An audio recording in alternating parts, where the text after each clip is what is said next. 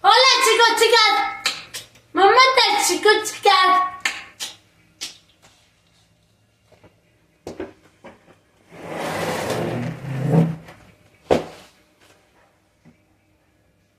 Soy Kristi Noem, secretaria de Seguridad Nacional de Estados Unidos.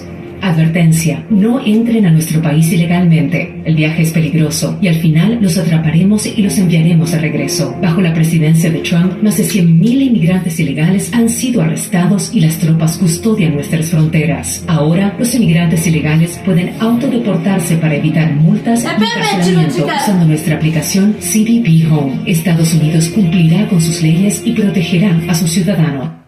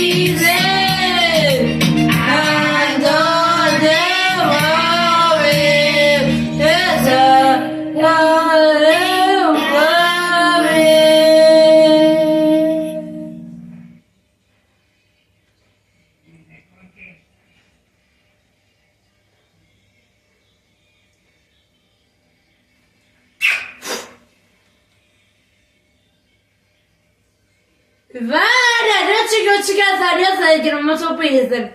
Besitos, adiós.